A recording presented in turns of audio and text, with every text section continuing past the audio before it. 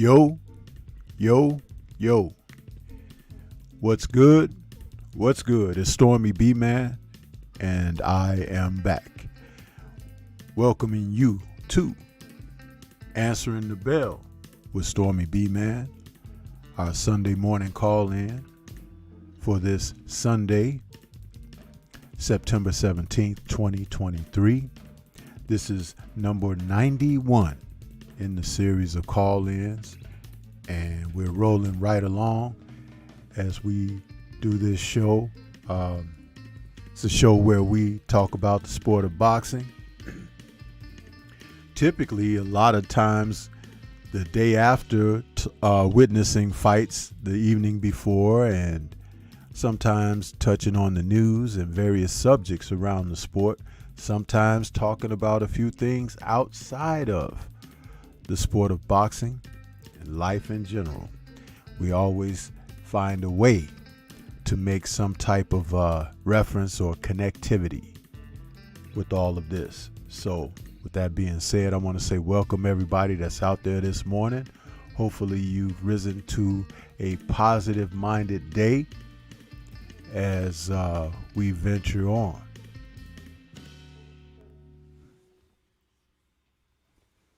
I noticed that some people drop off while the intro plays, then they come back.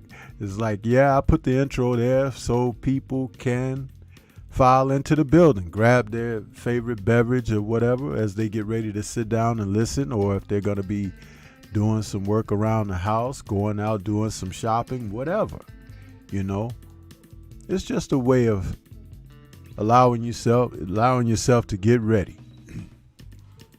We don't often kick the shows off just jumping into subjects. We like to warm it up a little bit, huh? You let that grease get hot, then you can cook whatever you need to cook, huh?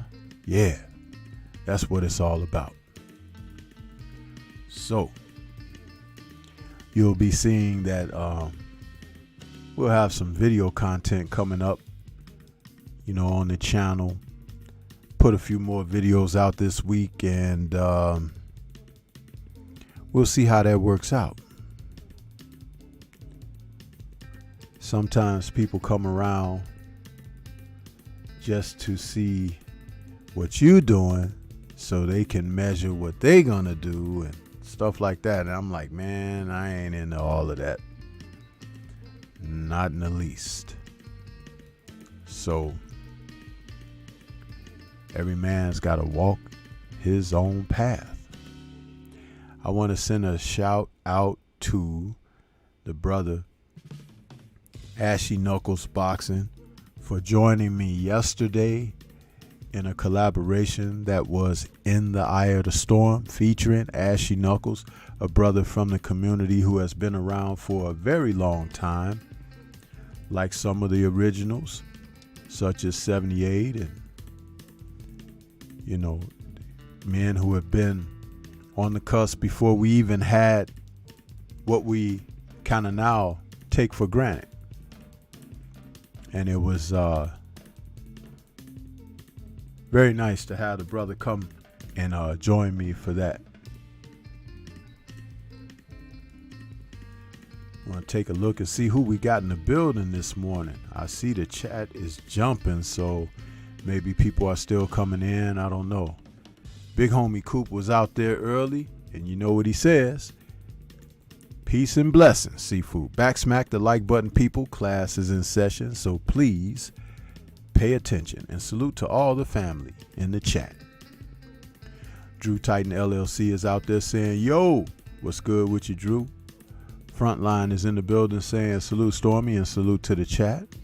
Antonio MMA saying salute Sensei. Where you been, Antonio? Been a little busy working?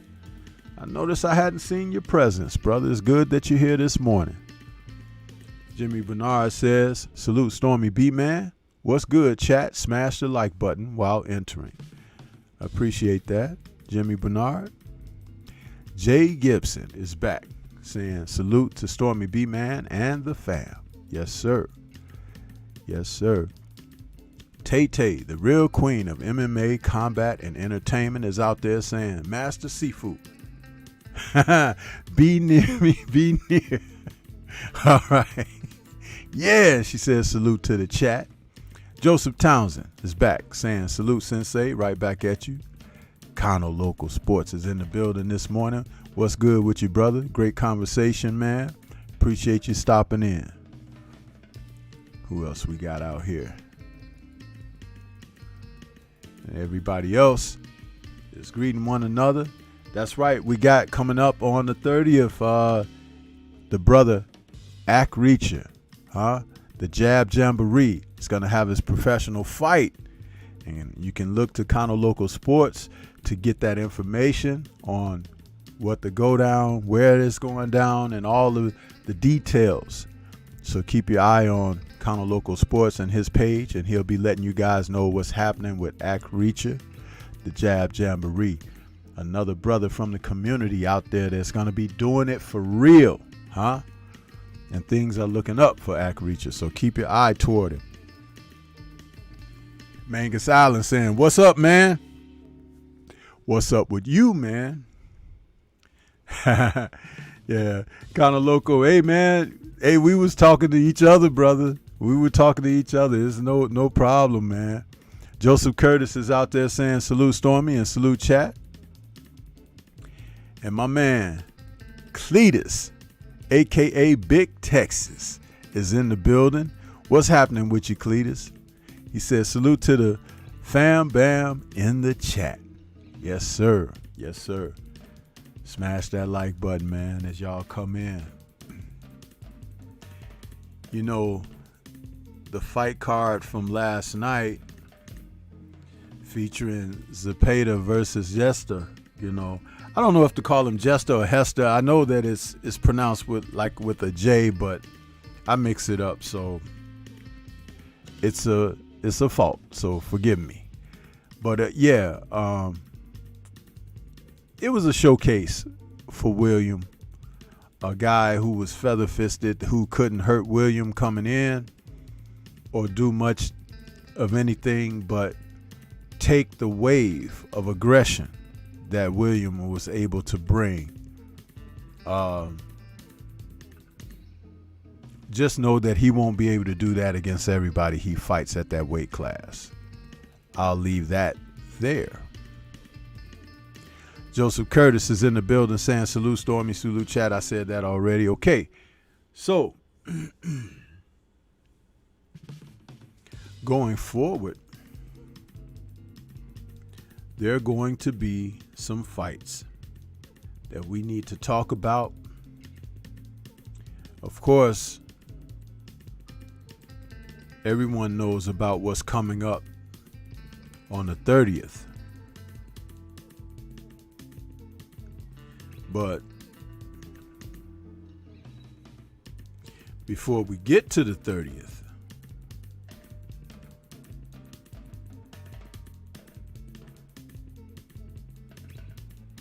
when you talk about the Saturday prior,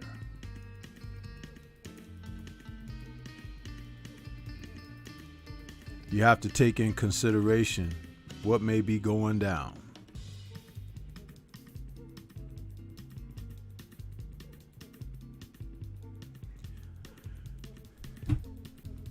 A little heavyweight fight between two big men in a second go round. Zhang versus Joyce 2, being dubbed an eye for an eye. Nice play.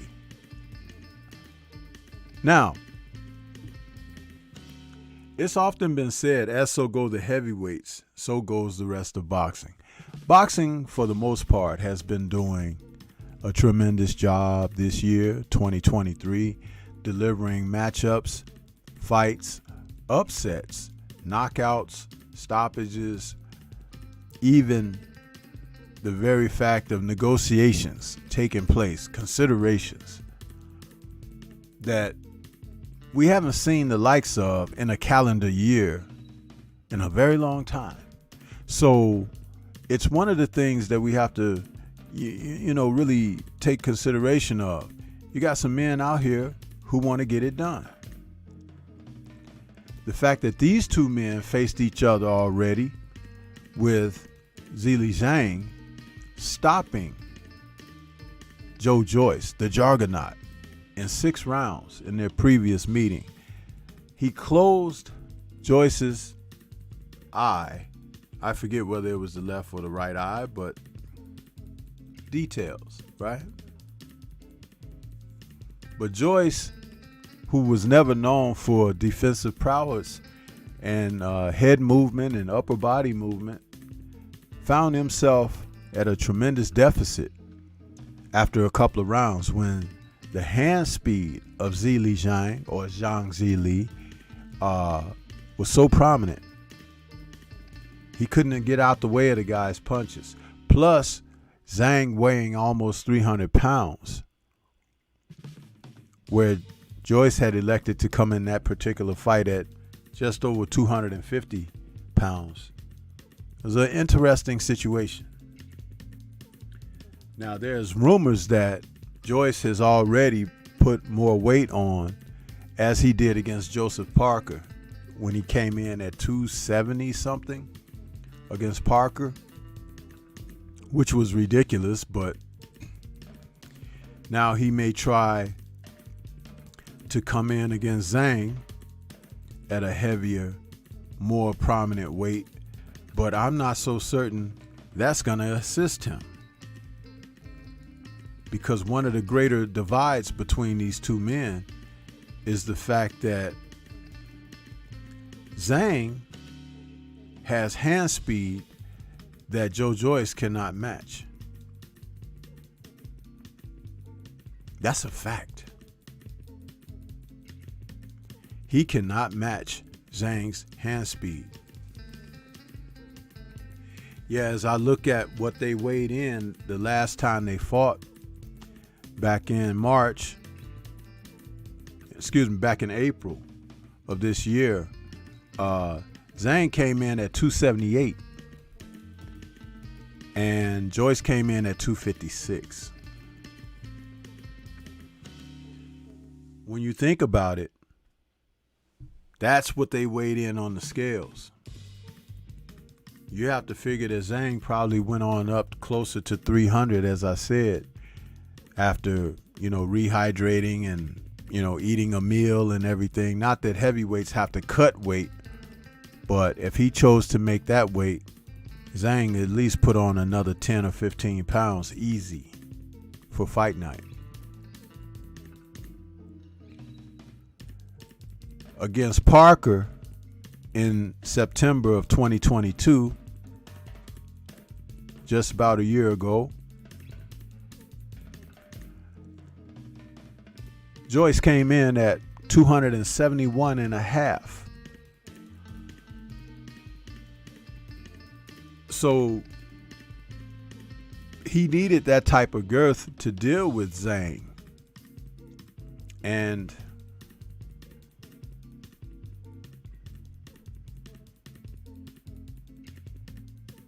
he didn't optimize it. So now that Zhang knows what he's dealing with, he's been in there with the guy already. It's going to be a tough road ahead for Joe Joyce to overcome his shortcomings in just a few months and turn around. That's the thing about these rematches. Some of these fighters want rematches, but they don't discuss particularities in terms of if a fight went a certain kind of way, like in the event of these two men, you might want to have something put in the contract that if you lost, you might want to be able to take a fight in between to work on something, to make adjustments. Because going right into the rematch cold off of that, and you think that you got work in the gym, it may not have been enough time to get to where you need to be efficient in the return bout. Now, both of these men are 6'6". Their ages are close. Joe Joyce is 38. Zhang is 40. And even though we know Joyce to be known as the Juggernaut, everyone has depicted that he's slow. Zhang has fast hands for his size. He's not the fastest heavyweight in the world, but when you talk about a man of that size being able to have the output that he's known to do, he can be a force of nature, because that's still like a 6'6", 300-pound man putting pressure on you with a fuselage of punches. Yeah. So it's going to be interesting to see. But that's the fight that's coming up. And it's going to be interesting. I think in this second fight, this return fight, there are going to be either some knockdowns, or I think that somebody's going to get stopped.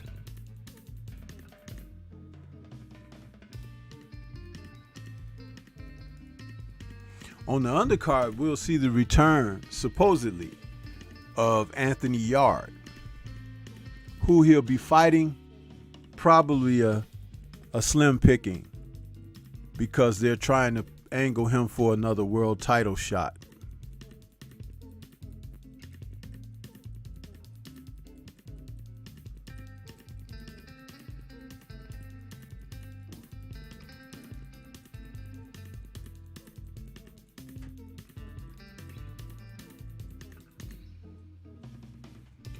See, we got a couple of more people, excuse me, that have come into the building.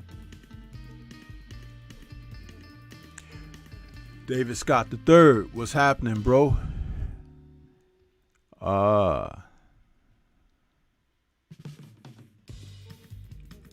Rick Hill, he says, greetings, brother. The wait is just going to make Joyce even slower. Probably, man. Probably, you know. Chi-Town's finest is in the building. What's good with you, man? He says, listening, but driving. Okay, blessings to you as well, bro.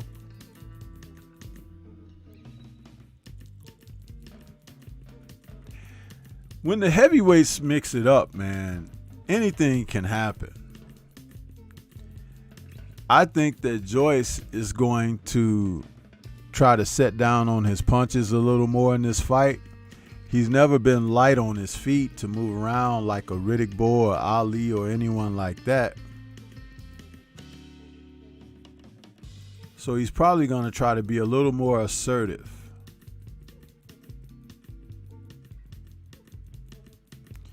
But Zhang is not a chump. He will fight. He may not be the best at fighting, but he will fight. And when you're not adjusted to fighting big men like that, weird things can happen. Weird things can definitely happen.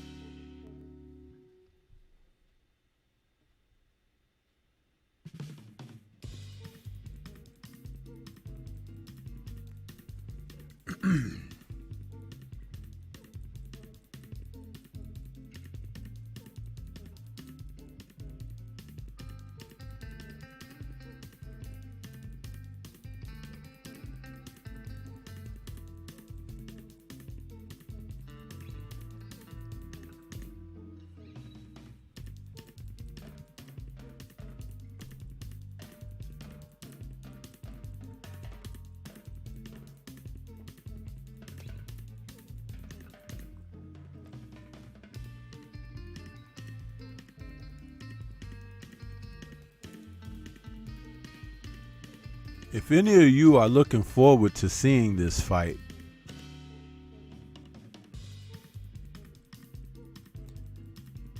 let's see a show of hands in the chat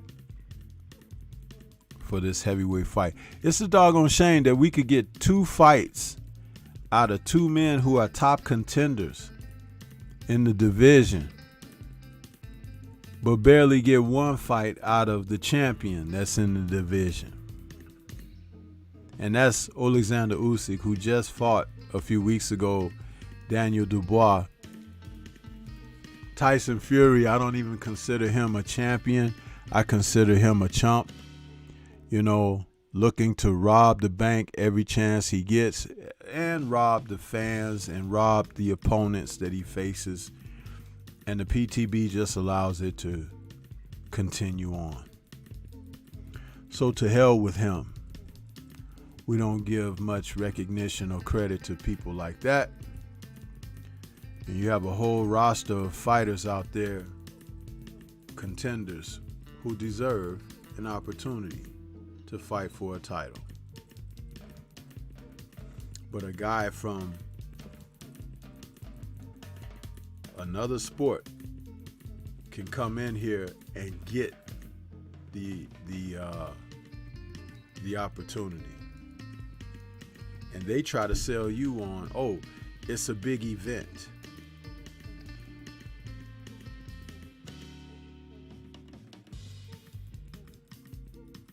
Two dudes fighting in the street is a big event. That don't mean I want to see it.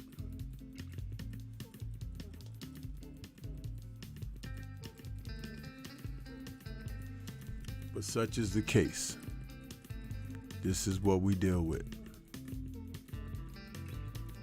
You know, ridiculousness. And there's always got to be somebody that you don't really care for at the headline of ridiculousness. You know, it's like, that's the other part. Well, I was talking about this just yesterday on the Friday Night Chop session. You could have, a post-fight show. You could have some good things going in boxing, and then something real goofy or bad takes place.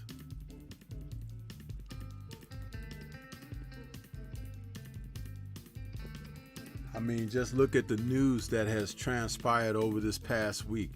Everything about the Shakur Stevenson and Frank Martin negotiations, whatever happened with that. The Earl Spence and Bud Crawford negotiations, whatever's happened with that. It's like the sport just can't get itself righted so we could just move forward and have the next event or whatever. Then you got these judges. Luis Alberto Lopez over Joet Gonzalez. That fight right there, and how the judges judged that fight. More of the same. Corruption. Jay Gibson says, I got Zhang winning too. Okay. You know, that's okay, man, because I think that Zhang should be favored. Will he win again? I'm not certain. And the reason that I say I'm not certain is Joyce has the opportunity to come in and do something different. Does that mean he's going to change his style or whatever? Not necessarily, because can't teach an old dog new tricks. But if he would go in there and take the fight to Zhang and beat Zhang to the punch and just try to, whoop him, go for it. I don't know. That could be a plan. I'm not advising it. I'm just saying I want to leave that little window open to see what can be done differently.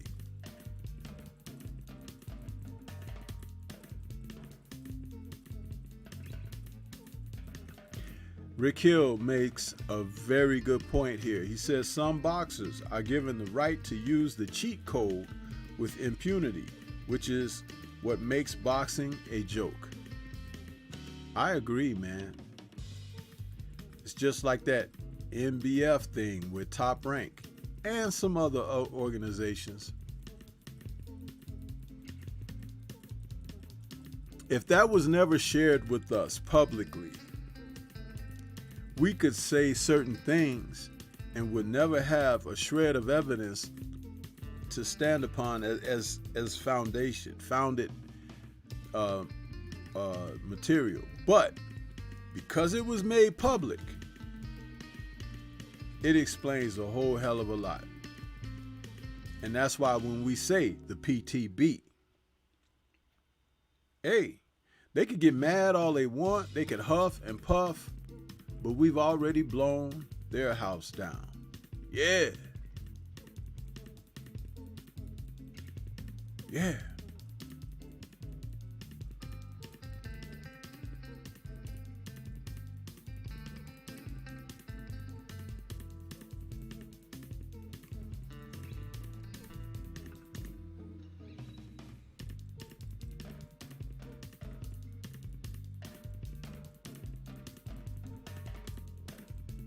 So we're going to get ready to open it up for the people. See if we get some voices that want to come in and talk the good talk on boxing. There's a lot to be said.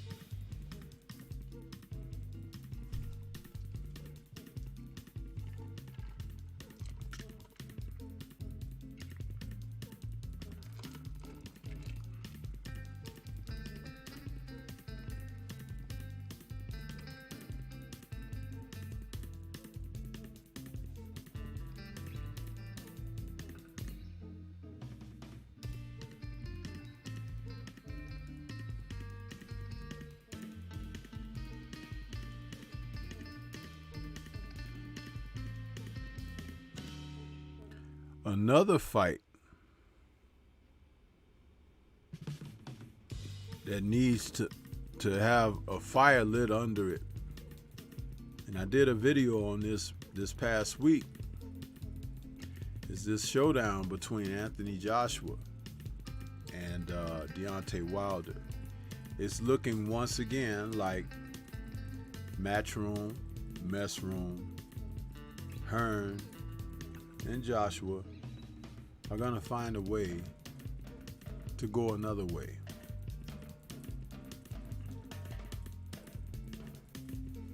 I'm about sick of this. 704 Joe, what's good with you, brother? I am so sick of this.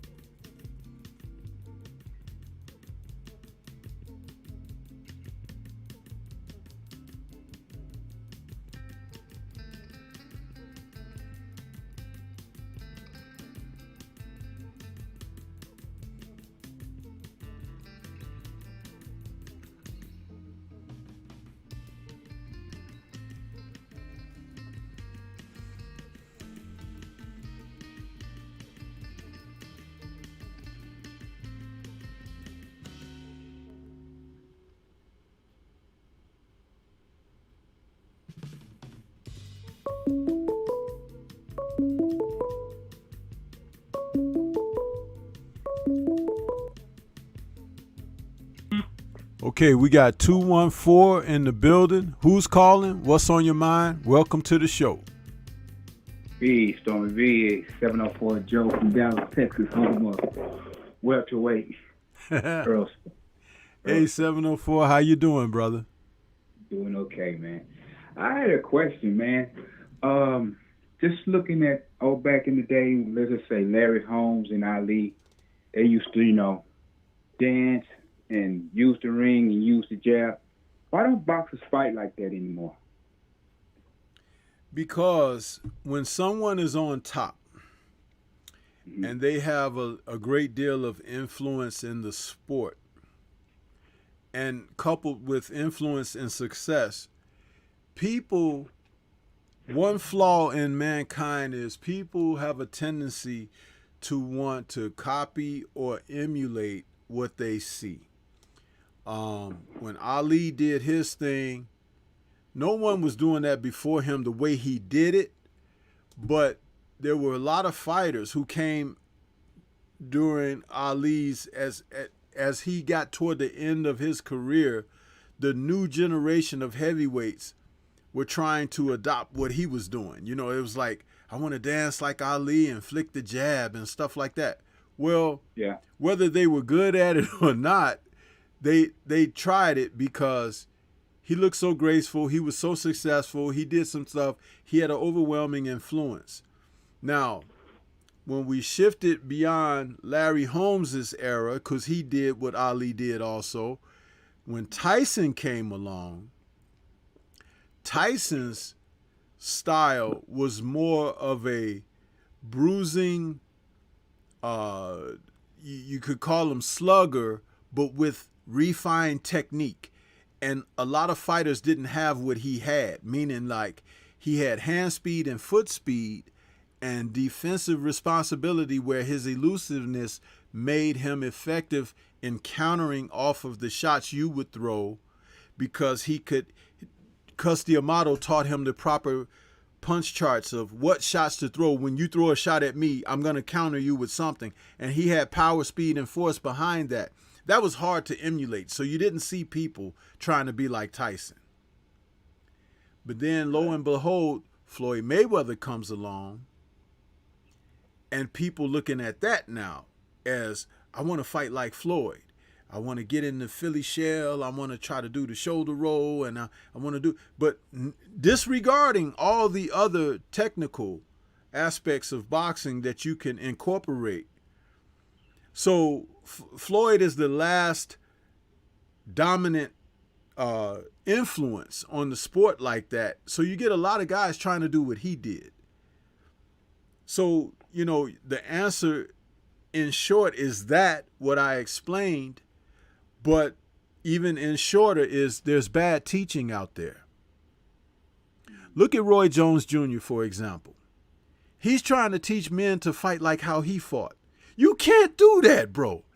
You had a God-given athleticism, speed, and power that the common guy will never have. That's like a generational thing. A guy can come along with what Roy had within the next 15 years. And he's trying to teach people how to fight like him. He's going to teach all of them how to get knocked out. Because as soon as his skill set eroded, what happened to him? He got knocked out. Yeah. Bernard Hopkins fought until he was 50 years old in an old school boxing style. Hands up, technical, proficient, you know, keep your chin tucked, you know, using your shoulder. I'm not talking about the Philly shell or shoulder roll, but Bernard knew how to use his body, you know, make shots go off the shoulder and, you know, keep a tight chin tuck, use a jab, sneaky right hands, uppercuts on the inside. He'll lure you into traps. These are things that through teaching, quality trainers can teach you this over a period of time. You're not going to learn it overnight. You're not going to learn it in 1 or 2 camps if you happen to switch to a trainer who's proficient in that. It's something that is instilled and built from the ground up. And when Bernard got away from his trainer that brought him through that, that's when he started to have problems. Bowie Fischer and then later Nazim Richardson, those 2 men helped Bernard so much, but he was so cheap, he didn't want to pay the guys. But with his success, they helped. They assisted you with that success. Why not bring them along for the ride? They weren't asking him to shake him down. Oh, you're making, you know, a couple of million now, you know, give me. No, they wanted their regular percentages, and he didn't want to pay them no more. Right. Bernard is not a nice dude, bro. He's not. And the elements of him not being a nice dude that you could see from time to time in the ring start to show in his character outside the ring. Eventually that happens. It happens. You know what I mean? And for him, and I'm not trying to crap on him. I'm speaking facts about him. That's why he's in the promotion business now, because he want to take advantage of people and stuff like that. He's not in that to be a great promoter and bring you the best fights you want to see and everything. No, he see that it's a lick, and he won't in on it. You see, you're right about it.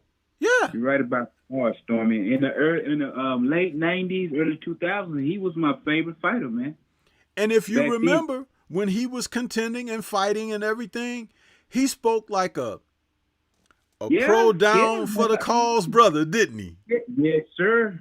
Strong black Muslim. Yes, he was. Well, he's still a Muslim, but yes, he was. But you find out what the real deal is. See? You cannot hide that character, man. I heard you say you can't hide the character, man. Exactly. It's gonna come out.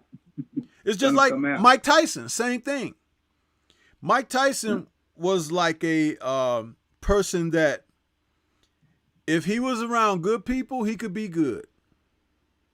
If he was around bad people, he felt better about being bad, because that his innate nature was to sneak and to be, a con and this and that. But Cus D'Amato helped develop those qualities in him because Cus understood the psychology of a fighter. Right. A lot of people don't know this. Cus D'Amato had a huge influence on Muhammad Ali as well. They were good friends behind the scenes. Right. When Ali was getting ready to fight George Foreman, it was Cus D'Amato who had talked to Ali, saying the guy's a dead ringer he's dead ringer on spot on for straight right hand leads. He was like, you can get him. Go back and watch the Foreman and Ali fight. Ali threw about 10 lead right hands in the first round of that fight, coming off of what Cus D'Amato told him, and also telling him about what a bully mentality is and things of that nature or whatever. That's why he was so bold and brash in certain fighters' face, like a Joe Frazier, a Ernie Terrell, Cleveland Williams, George Foreman, Ron Lyle, Ernie Shavers, the guys who had strength and power and punches but had bully mentalities. Ali would go in there and bully them. Yeah. And take their strength away from them. That's why when people say, excuse me, I'll just say this, and then that's why when people say in history, they say, well, what would have happened with a young Ali in his prime and a Mike Tyson in his prime? What would happen? Ali would kill him, because Ali was a master at the psychological. Tyson is not the most psychological guy. He's more physical than psychological. And when you don't allow his physical to have an impact, he's got nothing else, because he wasn't ever, as a fighter, a great thinker. You understand? Yeah. So, but go ahead. What were you going to say, bro? I laughed when you brought up the name Cleveland Williams, because I love when you run that loop. Ali hit him and that perm go everywhere. Yeah, man. Ali, you know what? Ali was an interesting man, because think about it. He was a handsome guy, right? And he talked a lot of stuff, but he didn't look like a tough dude, did he? He didn't. But he was about as tough as they come. Right. And then because he was so damn talented, do you realize, like, being tough and good at the same time? Dude, that's a formidable thing to try to defeat. This man fought the U.S. government. Yeah. He said them Viet Cong ain't never called me the N-word. Listen, you'll never see another guy like that in history. In this life existence, never. And I'll tell you this, they are insulting you, your history, your culture, and every damn thing else when they tell you that a guy like Vasyl Lomachenko or Tyson Fury is like the new Ali. You better, that's why I always go in on them when they say that kind of foolishness. Because you want to try to put someone on a pedestal, put them on a pedestal of where they exist. Don't try to make them like our hero, who stood head, shoulders, knees, and feet above everybody else. And that's what you measure greatness by. You try to come out here and try to equate those guys with our men. No, absolutely not. One thing about Ali, man, they say every generation. No, maybe every other generation when it comes to Ali, man. Well, I said a moment ago, you won't see it in this life existence. That's why I articulated it that way, because this life existence is you, me, and everybody that's on this earth living and breathing right now. Yep. You'll never see another Ali. Nah. And it's not going to happen. These guys today, they are not brave enough to get in the ring with a guy who might be formidable enough to beat them on paper. They don't even want to face those type of challenges. Ali, you just heard me say, took on the U.S. government, bro. And lost and gave away millions, man. Millions. These guys today will work with the government to take you down. They'll be on the phone tonight. Yeah, it was Stormy. He was talking to this morning on the call-in show, and he was saying, yeah. And some of them in the chat listening, and some of them ain't wrote in the chat. They listening. But they out there, it's him. Yeah, ops. That's what y'all like to call them today, ops. The opposite of doing the right thing, doing what's justified, doing what's correct. That's them, the ops. Yeah. My last question, Stormy, I'm gonna let him have it. Another thing, man. Boxers are not throwing combinations like they used to. Don't you hear me say that all the time? Yeah, but why is that? Why is that? I know you're going to say the trainers, but what else? Why is that, man? What else could it be? If your trainer isn't, listen, who is looking at you when you're in the gym sparring and hitting the bag and jumping rope and doing your exercises and all that? Isn't that supposed to be the trainer? Yes, sir. Now, I'm going to tell you something. I despise the focus mitts and pads. There are people who believe they do serve a good purpose and all of this. But you have to remember, there was a day they didn't have focus mitts and pads. But shadow boxing is very important. Shadow boxing, getting in that ring and moving around that ring on your toes and everything, assimilating punches that you throw, coming back at you, moving, getting around, getting your body in that type of rhythmic purpose to execute movement and defensive movement, your footwork, side to side, forward and back, all of that. And then on your floor work, when you're working on the bag, you're supposed to be hitting that bag. But there are drills to the bag. You could tell these guys haven't been using the drills. They just get in there. They got all access on right now showing Canelo and Charlo training. 2 episodes up now. The other episode just came up Friday. They put it up. Watch them, and when they show them in the gym hitting those bags.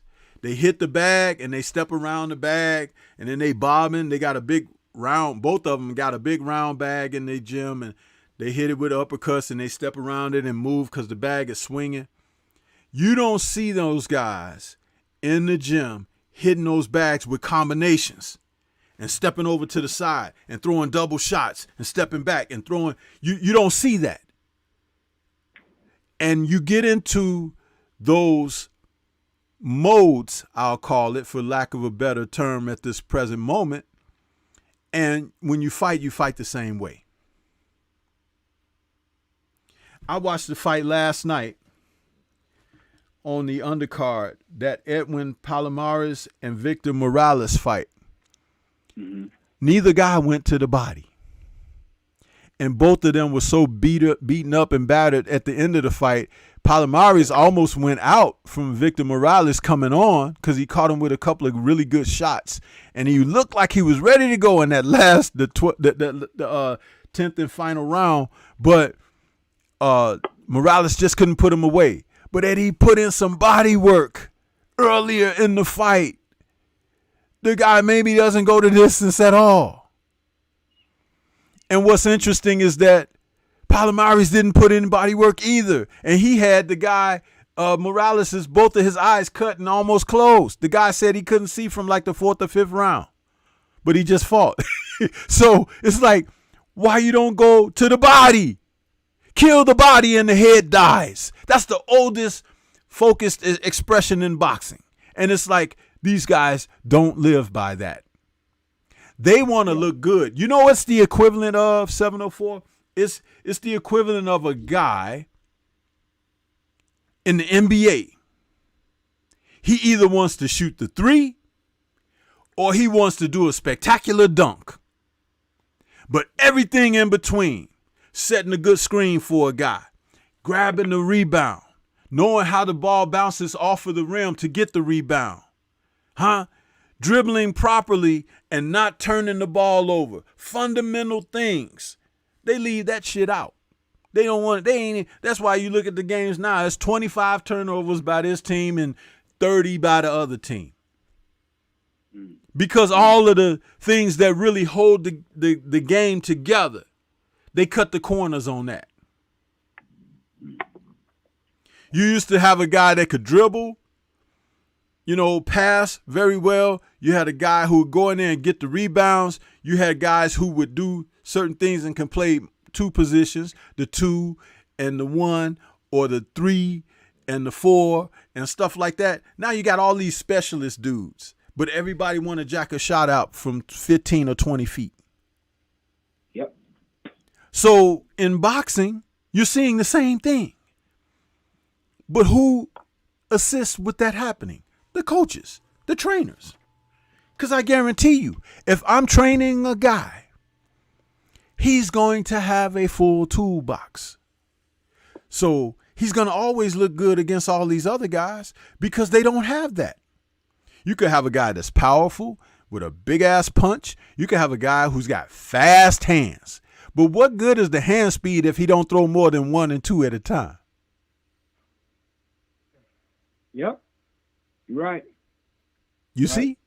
And I'm not saying anything that is non-factual. This is what it is. That's why when I look at the fights and I'm so critical, some people think like, they look at me turning their face up, looking at me, Matter of fact, where's my little picture? I'm gonna put it up on the screen there. Yeah, my baby boy, Snoop Dogg image. When they look at you like this, cause you telling the facts about them, They want to reach and go get a pistol and all of that stupid foolishness. But you trying to tell somebody, hey man, shape up, get yourself together. Stop doing this foolishness and get in there and stick your nose in the dirt so you'll understand what the threat of something really is, to feel the heat. Do you know when a child is very small, the parents used to teach them, take them and put their hand near the stove of the oven when the oven was hot. And they say, no, don't touch. And the child know from that moment, oh, no, they stay the hell away from the stove. But when I was in my early 20s, I had a neighbor. They child pulled a hot pot off the top of the stove and the contents of what was in the pot got on the baby and scalded her 3rd-degree burns. And they had to rush her to the hospital. I'm like, where was that teaching at, bro? Where was that teaching? You too busy in there watching TV or something like that you can't teach your child. You see what I'm saying? Yeah. This stuff becomes detrimental. So when I say these things, I don't say it just like, oh, Stormy is just running his mouth. He's just talking. No. Man,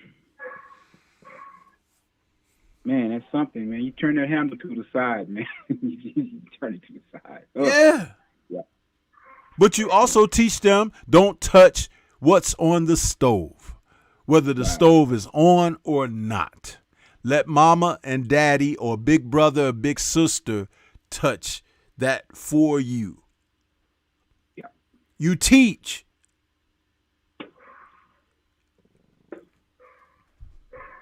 All right, Stormy.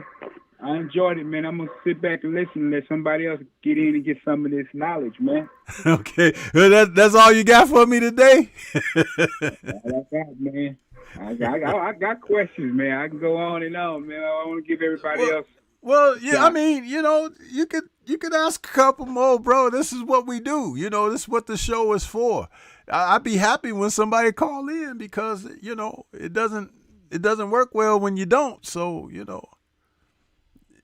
I'm going to say this, man. One thing that's hurting the culture of our favorite sport is when boxers fighting once a year, man. Even my favorite boxer was out a year and a half, man. Yeah, I mean, it's gotta hurt. It's gotta hurt you, man, not to fight in a year. You fighting every other year. Some people even fighting every 2 years, man. That's gotta hurt. I don't care how good you are, man. It can't be good to fight every year, every other year, every 15 months. That's crazy. Listen, that's crazy. What came with that is Right. inflated purses, man. When guys can get paid a certain amount of revenue that will take the desire away to compete. And what that means is this.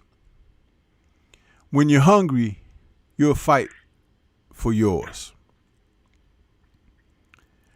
When the hunger has been staved off, then you have to get motivated to do something. And that motivation doesn't always come because you're now content. I've used in the past the fat cat analogy. You got a cat in your house. You feed him his little friskies and all of that, and he sit there, he got a little belly on him and everything, because the cat, whatever his name, Tom is such a beautiful cat. You're rubbing on him and everything, and the cat he'll even meow at you and go point at the damn bowl. Hey, put something in this bowl for me, huh? And you do it. And a mouse can run across the floor late at night when you sleep, and Tom will see that mouse and be like, hey, man, where you from? And the mouse just going around chewing into your box of cereal and everything. And you come up in the morning and you get ready to go for your cereal, and you see cereal dust all on the counter. You're like, what is this? We got mice? And Tom is over there snoring, huh? And the thing is, you done made him so content that he don't understand that his predatory nature it's been compromised. Yeah. If you don't feed Tom like you're supposed to, you know, what will happen? Tom will break out the house to go get something. He'll go hunt and come back. You'll be like, damn, I ain't seen Tom in 3 days. Here he is now scratching at the back door. You don't know where he been. But let me tell you something. He's been a natural animal out there when he was gone for 3 days. Huh? And if the night that he come back, that same little mouse run across the floor, when you get up in the morning for your new box of cereal, you're going to see a dead mouse.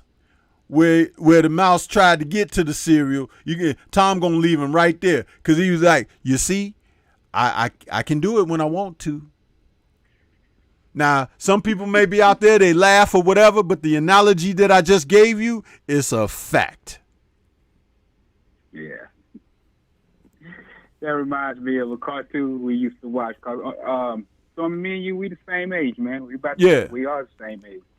And it was the fat cat. You would go get a couple of little kittens and teach them how to hunt, mice in the house, rest in the house, and they would do all the work. And then when the person come around, the owner come around, he would put the little 2 kittens out. Yeah, that was funny, man. Then they figured it out what was going on, man. Yeah, that was funny. But see, what I gave that analogy, it rings true. But you know, the fighters, you have to keep them hungry, huh? And let me tell you something. if I'm a trainer and I'm working with fighters, I know everybody's in dire straits. We all want a better status as far as living. But I'm going to teach my fighter from the ground up that don't chase the bag.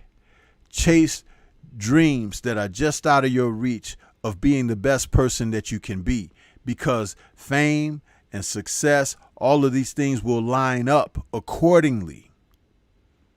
But as we go through this venture, we want to establish the development of you being the best who you are, because not only will you be successful in this ring, you can be successful outside the ring. Okay? Money will come and go. The reason that they called it currency is because it's supposed to flow. It's not supposed to be stockpiled and stacked up somewhere for you. Huh? There's 10 billion people on this planet, and it is people who need, huh? You got 20 cars as a champion. You know, you got 20 cars, a fleet of cars in your multi-room mansion home, but it's people living on the streets in LA and Chicago and New York and all of the big cities and even the small cities now too. They got people living on the streets, but you got 20 cars and 15 bathrooms. Get the hell out of here. So, I mean, that's why I like Devin Haney, man. He was smart enough to know, okay, I'll take the 1080, 25, whatever, 75 with the young men over there in Australia. Yeah, he got screwed, but then what? Now he's got the belt. Now he's the A side. Now he's paid. But you got somebody like Shakur who could have fought Devin Haney, and guess what? If he beats Devin Haney, guess what? Now he's paid. Now he's the shot caller, and now he has money, and now he has all the belts. If he just would have took 25%. Yeah. Like you say, the money's going to come. The money's going to come. But if you got to take the 25% to get the belt or get in the position of making more money, do it. Okay, you got screwed one time. So what? Who didn't get screwed? Mayweather got screwed. Ali got screwed. Hagler got screwed. He made $50 his first fight. You know, okay. Yeah. It's 1,000% One correct. time you're going to get screwed. Going up the ladder, you're going to get screwed. But once you're top of the ladder, now you're the man. And understand. Situation now. Now check this out. What you just said is so correct. The going up the ladder. But guess what? The rungs on the ladder were there before you got there. That means that someone else had the same opportunity, right? Right. And that means that after you, someone else will have the same opportunity. But the one thing they don't show you is the ladder, the rungs on the ladder go up, and the ladders have peaks. But what happens at the peak? What you don't see is someone plateauing, or you don't see the fall. Huh? That's why there's nothing on the other side. Huh? Because that can't be tracked. How about that? Right. Yeah. Never looked at it like that, did you? No, sir. I just think Shakur should have took the money. I don't care if it was 15%. Damn Shakur or any of them. Listen to what I just said. The ladder has a peak. But what you don't see is who's plateaued or who's fallen off. Because that can't be tracked. So be careful of your steps. Huh? That's all I'm trying to say. What I try to do when I say these things like this is to really create a psychological picture, an image, paint an image for someone to understand life.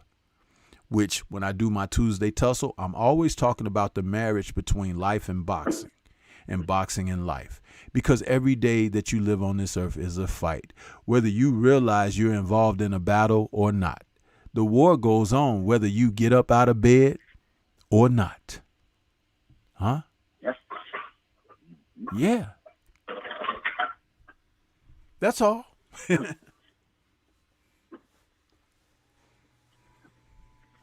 Yeah, I just wish they would fight a little more, you know, and understand the money's going to come. Yeah, the money will come. See, and when you talk about Shakur, now understand this about him. He had an opportunity to have more leverage, but he blew that opportunity, being a lazy ass. He lost those titles on the scale. Titles that people work hard to achieve and to attain. He gave it up on a scale. Not because he just couldn't make the weight no more. He did it because he was cutting corners. He became honest and admitted to it over a year later. But he was honest, and he came and said, you know, that was my fault.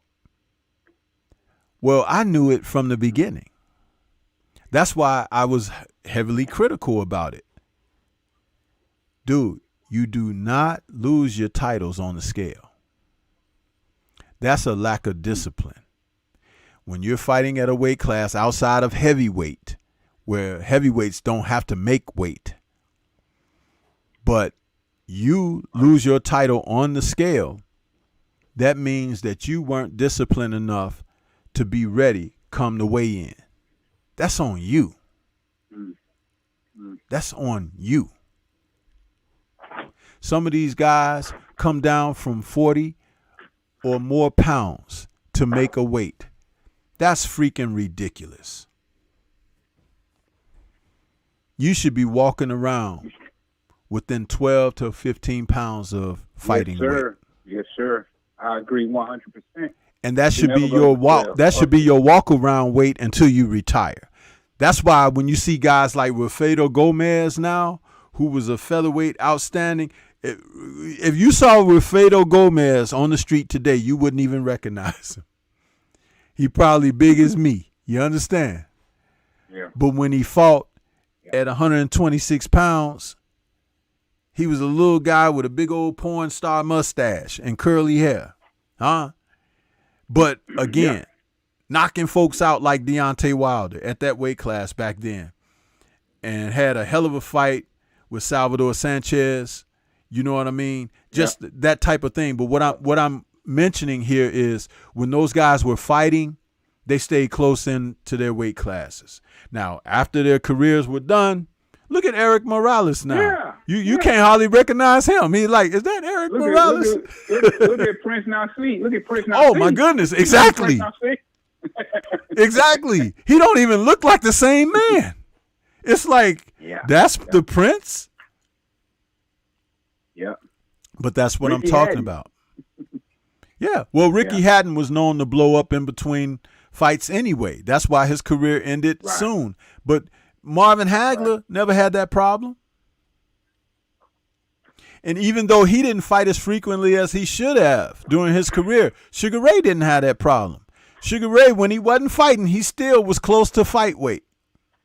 I think it was the discipline and the lifestyle of Sugar Ray and Hagler, man. They just lived a good, clean life. It was the fighters of the day. Sugar Ray a little thing. It was the fighters of the day. That's what they did. Yes. That's what they did. They understood that. It was taught to them. These are things that are taught, man. It's like you don't learn. Now, some guys will just think of it themselves and say, you know what? I got to stay in the best shape I can. But there are other guys. Right. If you teach them properly, they will take that, especially if you could give them examples and show them that this is how it should be done. This is why you do it this way. Bernard Hopkins was in his 40s and still had a 32-inch waist. Yeah. That's discipline. A lot of these youngsters, they saw Mayweather. Mayweather gave the illusion that he was doing all those things, but he wasn't. Exactly. He didn't do drugs. He didn't drink. he partied a little bit, and party's just, hey, having fun. But see, do you know who the illusion was for? It was for his future opponents and everything.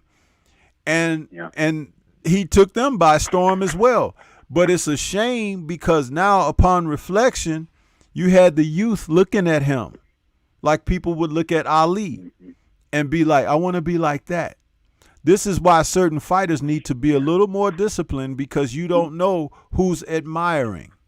You don't know who you're influencing.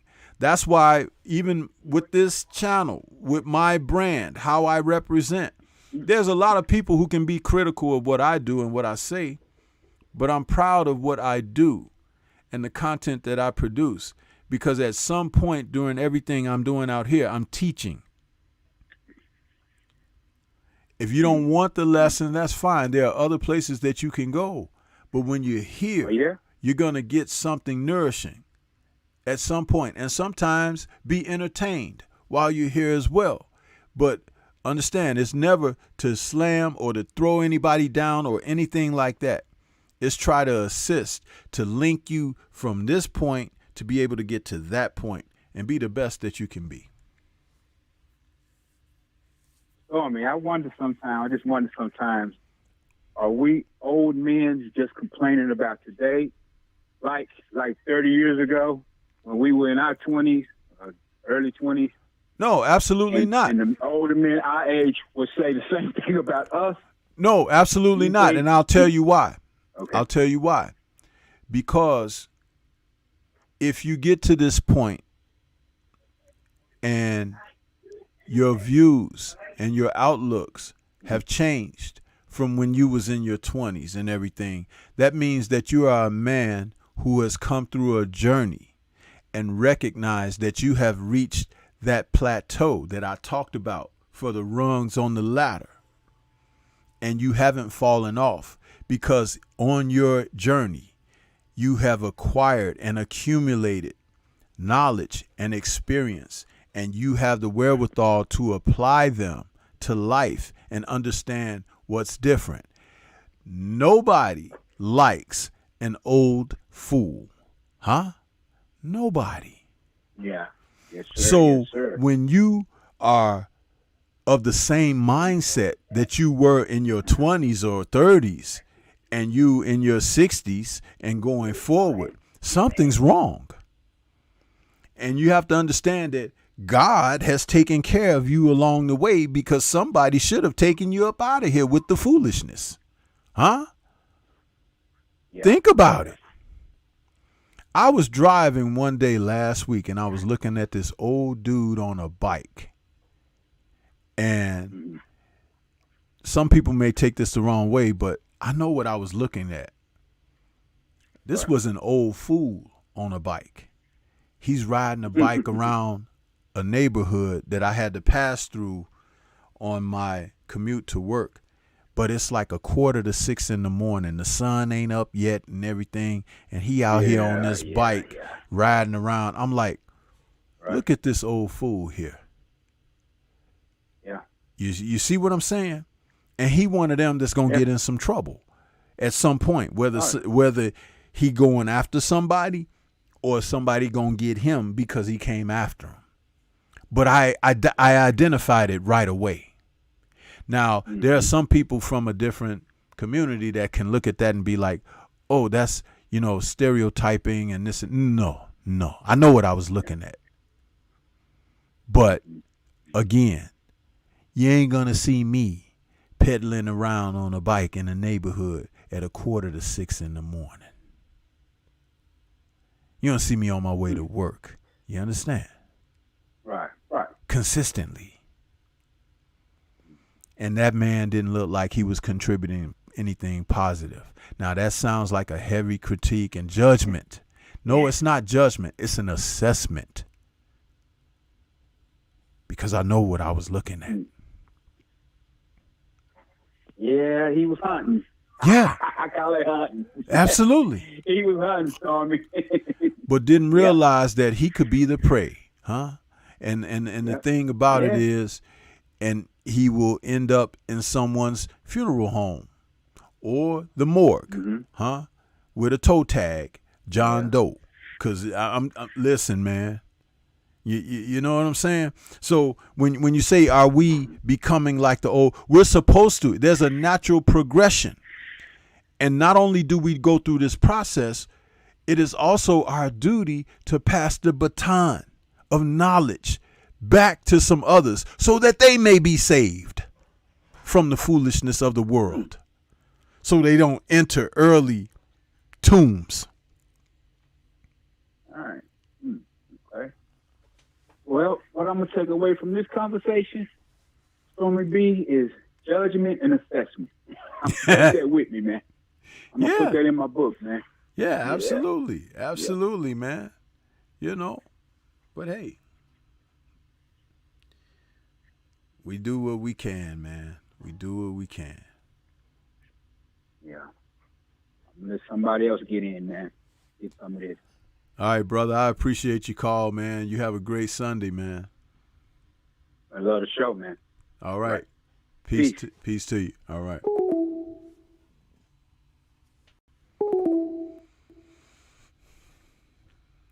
That was the brother 704. Yes, sir. That's what we do.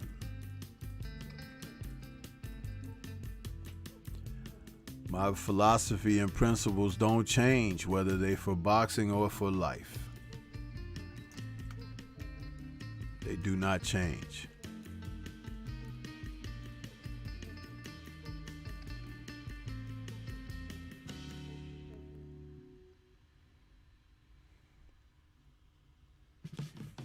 Rick Hill says, most of the boxers we like start out very likable and then turn out to be the very despicable people we dislike. Very few stay consistent.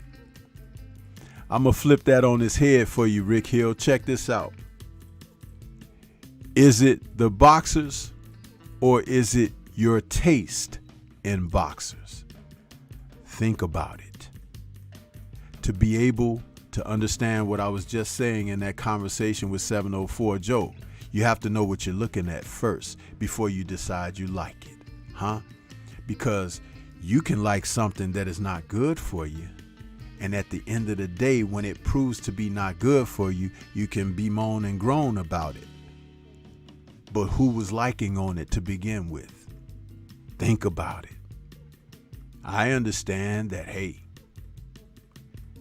that T&A over there looks pretty good, huh? But if I go trying to grab off the tree, huh? The fruits may be poisonous, huh? Yeah. Think about it. What is your assessment? Are you looking at the proper thing? Or are you just looking with your thing? Yeah.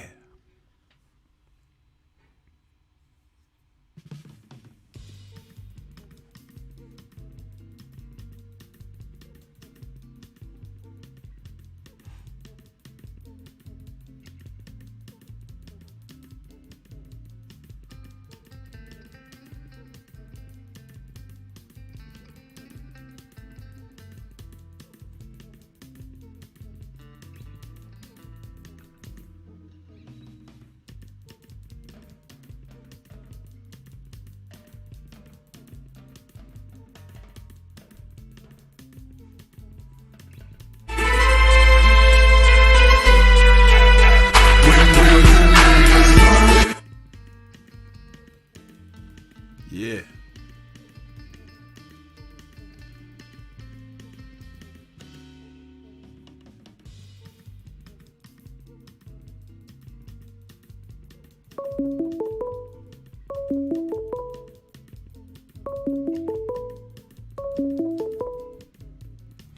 Okay, we got 816 in the building. Who's calling and what's on your mind? What's up, Sensei? This is KP, man. You know I had to call you, man. Just pick a brain, you know. KP, what's good with you? Oh, what's good, man? We got come into the show. You gotta hit that like button and make sure you comment and subscribe on the videos. The Sensei teaching. If you don't like teaching, this ain't the place for you. But Professor, Yes, sir. yo, man, you said a lot, but you know, I just wanted to expound more on what you were saying. Like a lot of times, like what you're saying is like we've allowed the environment to make us so much more softer over time, and the people have embraced all the technologies and have refused the older teachings of the elders. And like you were saying earlier, a lot of us don't want to grow to become elders. In our community, primarily, it's like it's almost against the law to become an elder, especially as a male. It's like this thought process of remaining in adolescence forever. It's like you're almost like Peter Pan or something. It's really weird. Yeah. And see, there's a benefit for the elimination of the elder because the youthful and those that are transitioning from being youth are more impressionable and more benefit can be reaped from them. See, they can't take advantage of the elders. The elders know right from wrong. They know good from bad. They know better. You understand? So they can rebuke. But the youth will be like, okay, maybe I'll try. Huh? Yep. Got you, bitch. As as Dave Chappelle says, right? Yeah, that's exactly what it is. Yeah, it's a perpetual cycle that's continued to be spun, and if people don't pay attention and get it, like you're saying, man, you'll be lost in the sauce, so to speak. You know. Yeah. I mean, and after you're lost in the sauce, everybody looking back at you like, we tried to tell you. You know, your elders tried to tell you, but you ran down the street with your friends. You know how they would always give us that analogy. If they all jump off the bridge, you gonna jump too? Yeah, exactly. Everybody now is like, hell yeah, we gonna jump. Yeah, it's like, and what could happen if I jump? It ain't gonna be so bad. What? Yeah, right. Yeah. You see those? So bad, right? You see those piles of bodies on the ground at the edge of that cliff? Yeah. See, that's the picture they don't show you. But hey, check this out. Check this out, KP. I say, you see that pile of bodies down there at the edge of the cliff? But remember when I was talking 704, I said, when you go up the rung of that ladder, there's a plateau. But what you don't see is the other side. The other side is where someone peaked or where they fell off. You understand? And there you go. At the end of that, where they fell off, you don't get to see that part. You just get to experience the journey. You see? But someone who has wisdom can tell you, experience can tell you, don't go there, son. Why? Because on the other side of that, here, let me show you what happens. Oh, really? Holy smoke, I ain't doing that. You see what I'm saying? Yeah. The consequences of those type of actions are real. It's a real thing. Absolutely. It really happens. Absolutely. And it's funny because when you put it in a way like I've done, it can make people take note of it and they can laugh and that was a good one, Stormy. But it's like, dude, don't look at it always as, oh, that's a good one. Look at it as I just tried to show you something through enlightenment, but at the same time, it's beneficial to you. Huh? It's like you at some point you can snap in and say, wow, Stormy said something about this. Guess what? I found out that, man, he was on to something. You see? Right. Now imagine me not saying anything and just being up here and we could just talk about, is Bud going to give Spencer a rematch and this and that and whatever. It's like, but dude, whatever I'm talking to you about, you'll be able to carry this somewhere along in your journey through your day, through your life, through your personal experience. And guess what? It'll be beneficial. And we still got a chance to talk some boxing and stuff too. But at the same time, there was something else going on. Something greater. But it's all in how you're able to receive. There's people that get mad. They, some of them have left the channel, so to speak, because they got too much in their feelings and all of that. And it's like, here I am. I've been a mentor for a number of years, bro. I don't do this because I think I'm better than somebody or whatever. I be trying to help. Remember, I said I was going to write a book, but now this has become my open book. There are people on the other side of the world that I may never ever meet in life that can benefit from what I'm talking about. Yeah, they can hear it and they can listen on the forum that they have access to anytime, 24/7. They have so many people have to get out of feelings and get into reality. That feeling shit does not work. You can feel how you want to feel about anything, but at the end of the day, reality is reality. That stop sign is a damn stop sign. You run it if you want to, you kill somebody if you want to, and see what they do to you. Yep. And they don't give a damn about none of your feelings when they take you to that judge and they tell you what your time's going to be. Your feelings ain't going to matter. You're going to fall all out on the floor and cry and say, Mama. Yeah, you can say all that if you want to, and they're going to put you right back in that cell, and she's going to have to come visit you. That's what's going to happen. And then they're going to bring some friends to join you in that cell because you ain't learned the lessons yet. Yeah, because you ain't learned the lessons, right. You got to learn the lessons. Learn what is, like you said, the hot stove, that analogy. Hey, that's basic stuff you should teach your kids at the early part of their life. So exactly. There's consequences for everything. You ride a bike, you fall off without a helmet or, all that type of deal. That stuff is consequences for the things that we do. Everything. Cause and effect. But for some reason, cause and effect doesn't exist no more in a lot of people's minds. And I believe that's a way of having people so dumbed down that they are really arrested, developed, and then they also have a lot of mental issues after that because they haven't developed the things of being told no and when you can and can't do certain things. That's part of life. That's part of real life. This is reality. Right. And also, when we have this, there's always a shifting of the acceptance of facts and the rejection of it. But when you look at the rejection aspect, look at how many bump their head. And when they bump their head, guess what they want you to do? Can you take me to the hospital? Can you, no. Bleed to death. Huh? Because it's like I tried to tell you before you hit your head. Huh? Now I'm going over here and look out after my own family. You gotta, I talk about it. Yeah. It's what comes with it. That's what comes with it. That's what comes with it. That's the life. That's real life, man. And these people in their feelings, it's funny because growing up without a male figure, okay, in your life, without your dads in your life and everything. And it's like that's become a serious problem. But you know what the greater problem is? And nobody really talks about this. And man, it'll burn some folks like flames in hell. It's the truth. And that's pretty hot. But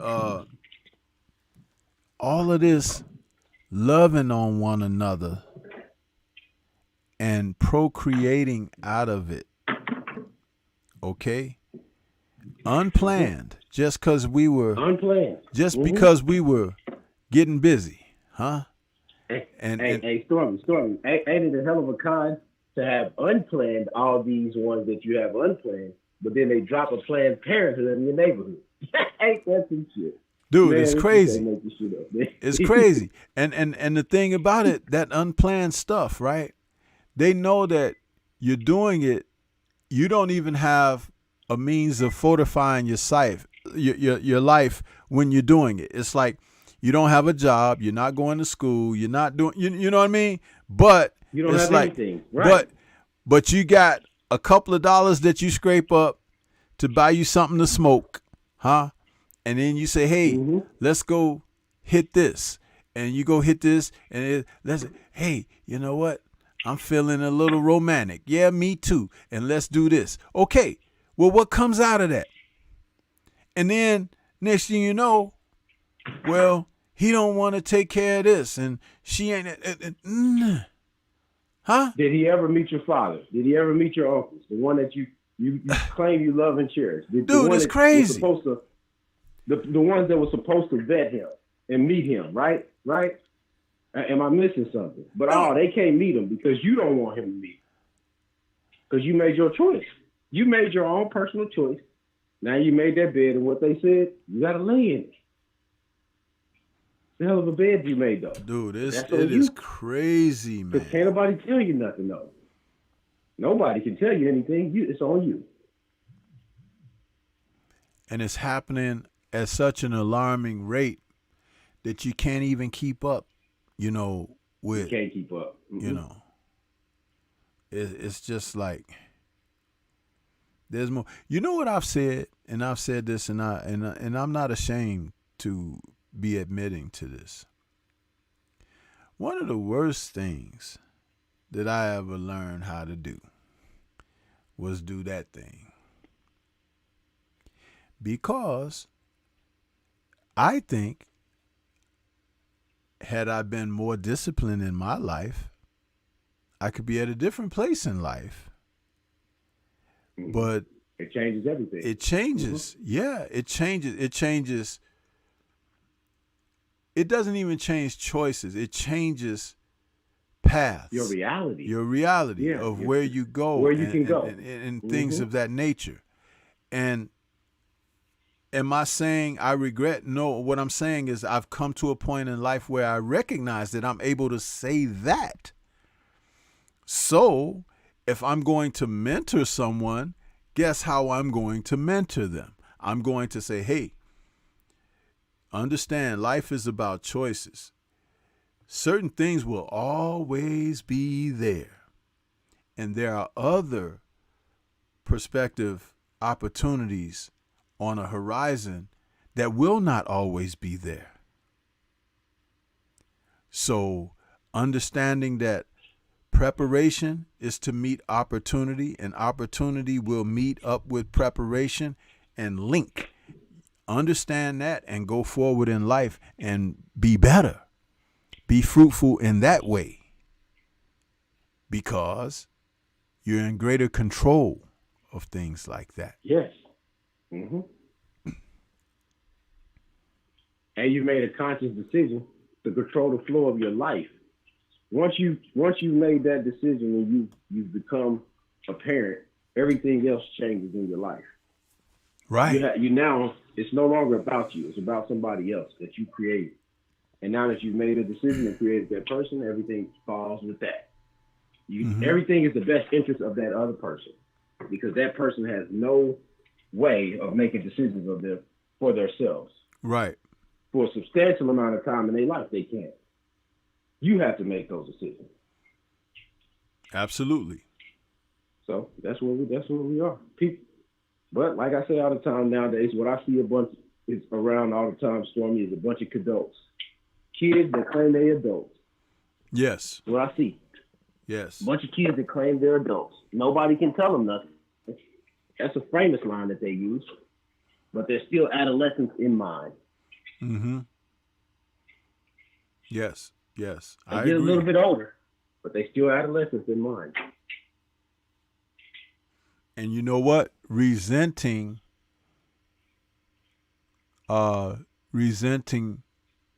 real mentorship, or someone trying to offer them something. Counsel. Yep. Counsel, yeah. They hate counsel. They have counsel. They despise it. Go away, get away from me with that, that kind of thing. Mm-hmm. When it's nothing but beneficial to you and for you. And you see it. It's right there. Mm-hmm. Right in your face. Right in your face. The funny thing about that as well as this is that those will be the same people that will go get trained by a job, though. The job can train you.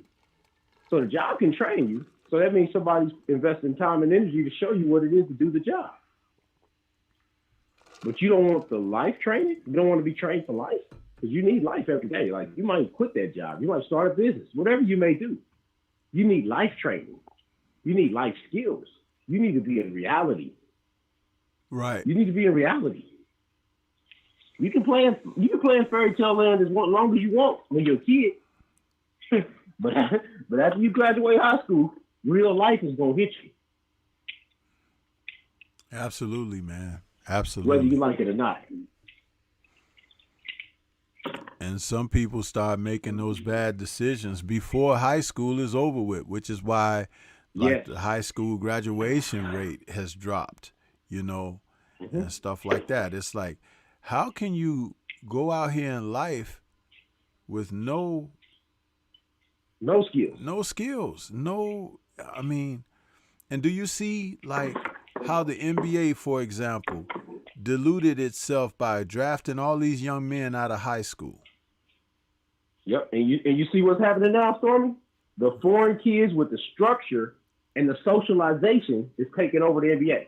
Yep. And the AAU boys look horrible, don't they? Yep. The AAU boys look horrible. And they wonder why.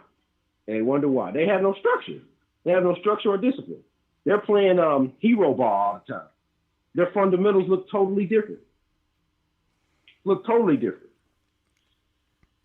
Yeah, I was talking about that earlier. Did you hear me when I gave the analogy about the fighters when I was being asked why they don't throw combinations? And I was like, I talked about it being like in the NBA where guys, like, they love to shoot the three or they love to do a spectacular dunk, but not all of the other skill sets that are required to play the game. And it's like, it's the same. And I said, where do you think that comes from? It's like, nobody's teaching these guys how to do those dunks. Nobody's teaching them how to shoot those threes. But they are not teaching them the nuances of the game, to set the screens and to dribble properly, to pass properly. Remember how they would teach you in basketball, you pass the ball from your chest, right? Yep, chest pass. Well, these guys are whipping the ball with one hand and throwing it into the stands and stuff, right? Am I right? You're right. Trying to be cool. So, and fighters are not throwing combinations where they could get a guy up out of there, because usually it's after the third punch on a link of combinations that punches start landing and opening things up. But if you never get to that point, you're never going to have that success. Never going to have that success. And most of these guys, like most of these guys are just very, very basic in boxing now. So we probably will never see a guy like Tony again, and that's a shame. Yeah, we'll never see a guy that can move and slide and flip again. That's kind of almost gone. It's almost gone. If you think about it, Stormy, it's gone. Unless somebody has the wherewithal to go back and study film. Yep. And be like, you know what? I'm going to try that. You understand? It's like, that's where it's going to come from. But you're not going to get it from somebody around that's going to be teaching it. Stormy, I knew my favorite fighter was Doom when his trainer said he didn't watch the tape. I said, he done. There you go. See, thank you. Thank you for saying that, brother. Thank you for saying that. Because I'm going to tell you something. I took a time off away from... Before you say that, Stormy, there's a guy that used to be a fighter that I know that watches a ton of tape, and his last name is Scott. And I can see all the things he's implementing. Go ahead. Yeah. No, there was a time in the mid-2000s that I stepped away from the sport. I stopped watching. This was during the time like when the build-up for Mayweather and Pacquiao was starting to get heavy. I just stepped away. I didn't like what I was seeing in the sport. And so for about 3 years, I wasn't really watching boxing like I had been. So I missed a little bit of stuff going on, but really at the end of the day, I didn't miss nothing because I was aware of what was happening as far as what the drop-off was. But what I wasn't prepared for was how many people adopted Floyd Mayweather as the go-to guru for consideration. You know, it's like, that's crazy to me because Floyd, it's like, and even now, you know, there are guys that saying, so-and-so should let Floyd train them, right? Mm-hmm. Floyd was a fighter. He's not a trainer. He could train. He could train someone off of some things that he learned, but he's not a trainer. His brother, his uncle Raj, became a trainer who was a professional fighter. Now, could Floyd become a trainer? Absolutely, he could, but he's not. So it's like you have to understand. Ali, as great as he was he going to be a trainer? No. You know, it's Stormy. It's like asking Tiger Woods to train somebody for golf. It's not going to happen. He is who he was. He's the maestro. It's not going to happen. Yeah. And Michael Jordan asking him to. Yes, but he doesn't have the patience. Those guys don't have the patience for that. They're not going to do that. That's not in them. That's not in them. It's so many things that are like revealing, and people don't understand the process of how to get around. I was asked a question in the chat there by Sylvester a moment ago. He says, my thoughts on Tank Davis versus Frank Martin. Listen, I don't want to talk about the fantasy of fights. The hypotheticals. Yeah, it's like either these guys are going to fight each other or they're not. And I'm not, given to putting my energy into that stuff because a lot of it is never going to happen. And it's not going to happen for reasons that are quite evident to you, but you guys are in denial about it. It's like I can't make you see what's right in front of you. If you want to deny yourself, you could close your eyes as tight. There you go. You could close your eyes as tight as you want to, but it'll still be right in front of your face, and you pretend not to see it. That's your choice. My choice is to keep it moving.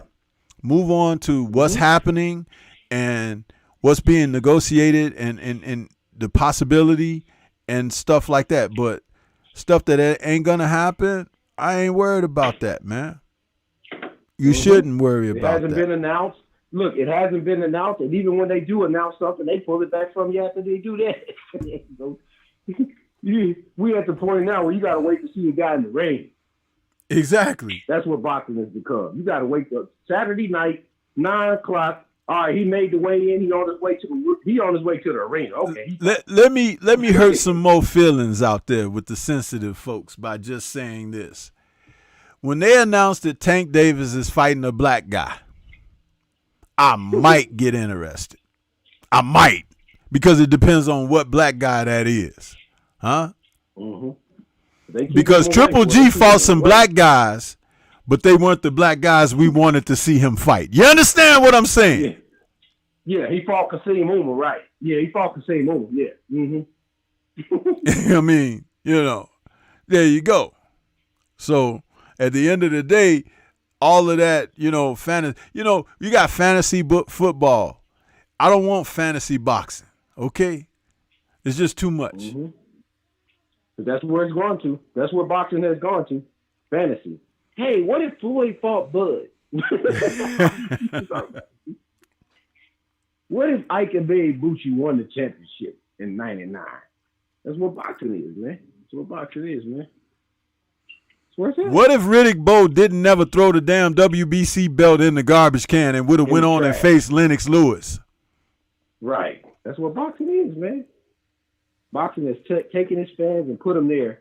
And it's like we're in the Great White Hype movie. Yeah.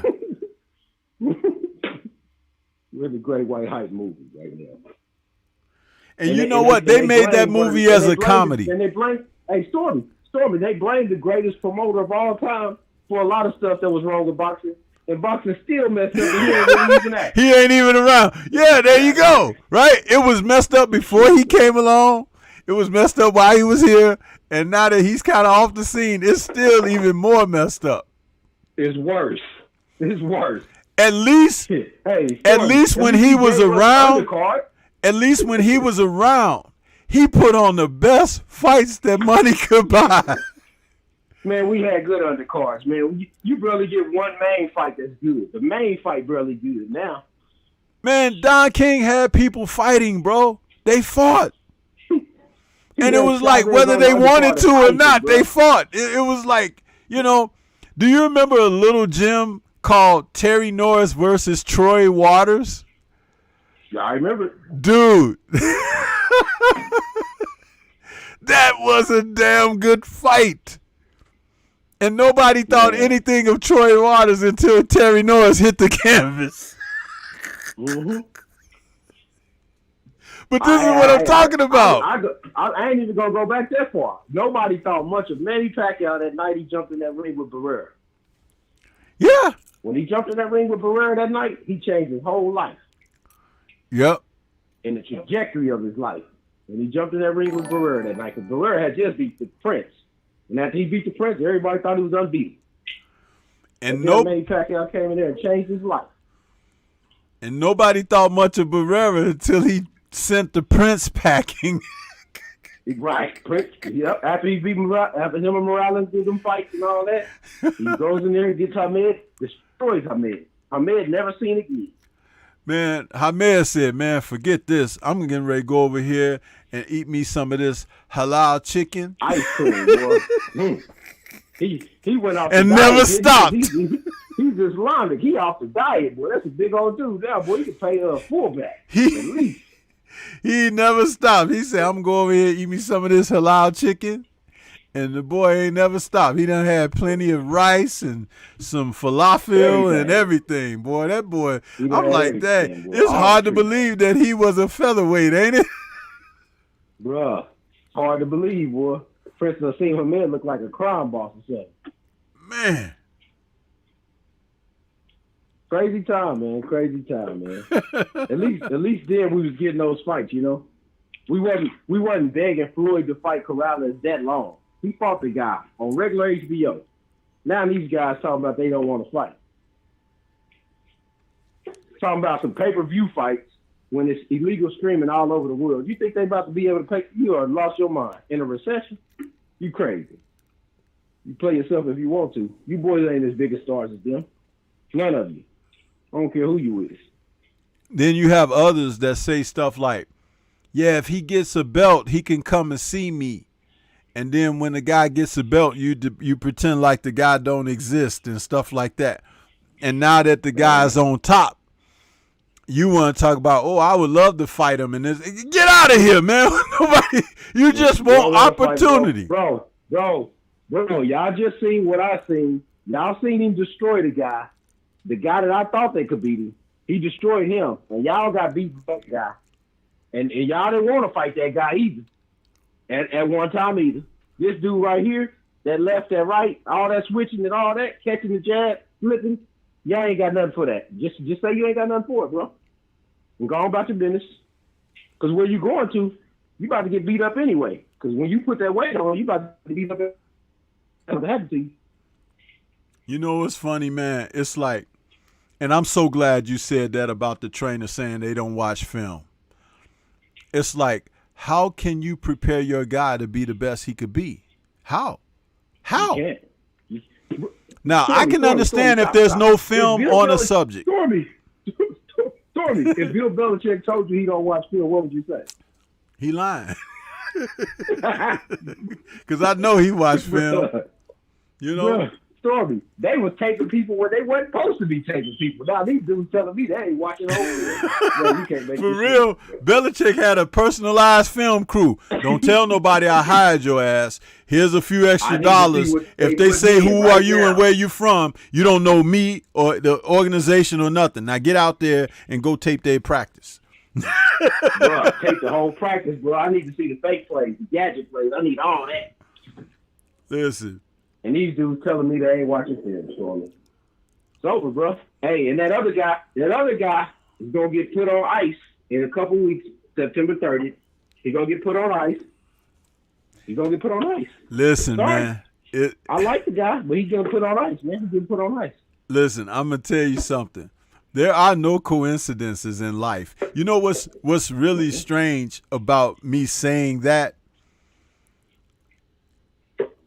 if you asked me 10 years ago, my thoughts on coincidences, it would have been quite different from what it is presently. Coincidences. These two men were at the same weight class 10 years ago. Mm-hmm. They actually are the same age, and they both turned pro a year apart. Now, they're getting ready to face each other after one long tenured at one division and another one who skipped, hopped, and jumped around because he wasn't trying to fight the best of opposition wherever he may have been. So we're looking at something that has been a sham to begin with for so long. Mm-hmm. And the people can't recognize it, bro. They can't. Bro. Because the fandom of one guy, because of internet and all of that, he speaks English. He looks like them. You see what I'm saying? So, like, instead of you going objectively, because what you're about to see is the opposite of what you've seen with, it's going to be worse than Mikey Garcia or Earl Spence. It's going to be worse than that. Yeah. It's going to be worse than that. Yeah. It's going to be worse than that. They selling a fight. They selling them a fight. You know, they selling them a fight. But it's not going to be what they think it's going to be. That other guy has been in there with all the guys, all the styles, and he fought the black fighters, the best of them. Yep. He fought the best before he was supposed to fight that guy. And when he fought the best, he got dominated, but he learned a lot from it because you seen it when he came out the next fight. And you know what else? How about this point? Nobody points this out. You know how I was talking to Kano Loco yesterday, and he told me, he said, damn, Stormy, you be observing stuff that I don't even look at. But check this out. He started out fundamentally a boxer. Yep. He transitioned into a guy that could fight and get you out of there. Then he became someone whom I've said on a consistent basis. Mind you, they don't like to put him on the pound for pound list at all. They don't. And when they do have him on there, if they do, it's never of high consideration. But the only man presently today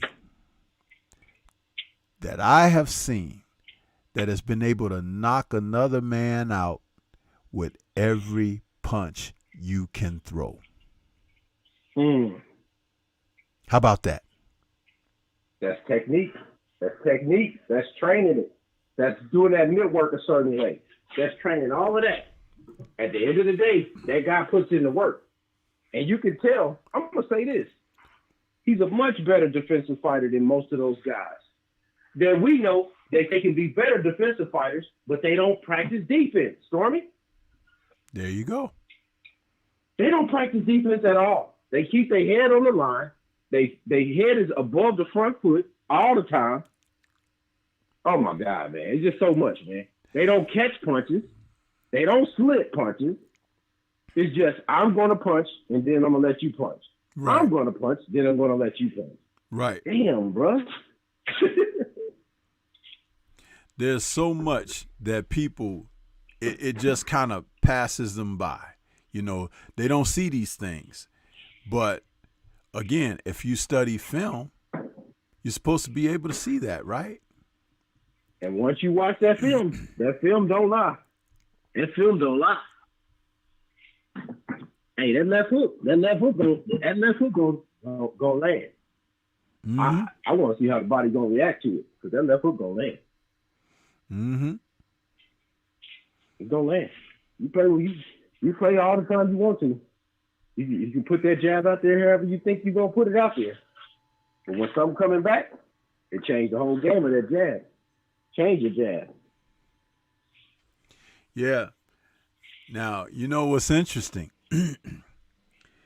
If you look at how effective Bivol was against Canelo when they fought, Canelo tried to say he had some injuries and stuff in that fight or whatever.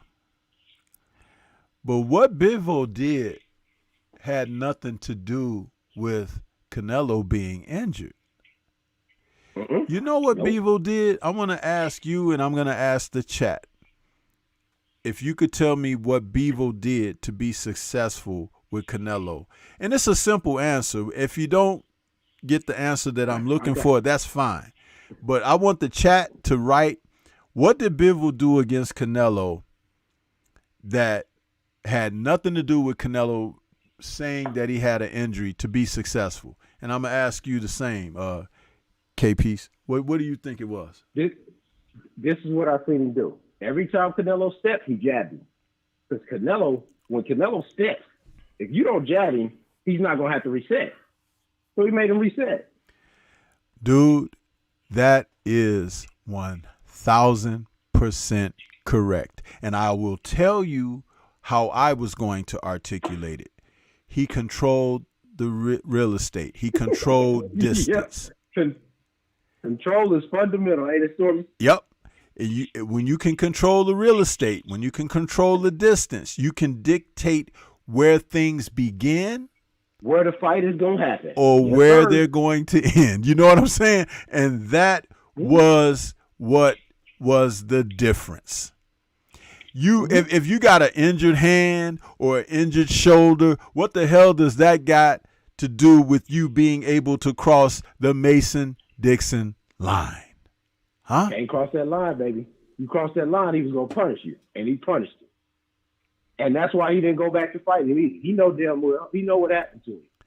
And you know what else he didn't do? Bill is a much better fighter than Charlo is. And people don't realize that. And when Canelo went to the ropes, he was hoping to catch Bivol to come in and fall in behind shots, because that's what guys do who aren't well schooled. Guys will punch you up against the ropes and they'll kind of fall in and get too close, which will allow a guy to either reach out, grab you, tie you up, or to counter you with certain shots by timing you on the way in and things like that. He still kept the distance on him when he was up against the ropes. I'll hit you when I want to hit you, then I'm going to step back, and then when you try to step off the ropes, I'm going to stop you from doing that and keep you right there. It's like, dude, it is so elementary. You know what I'm saying? He trained it. He trained it, though, Stormy. They trained it. They trained their fighters, and they trained them to do it. And he did the exact game plan they needed to do. But somebody else telling me they don't watch tape, and I'm supposed to believe in them when they about to go against another fighter that's basically shown that he's been better than your fighter, and you don't watch tape according to you. Nah, bro. Good luck. You may as well get that ambulance ready. That's what you better do.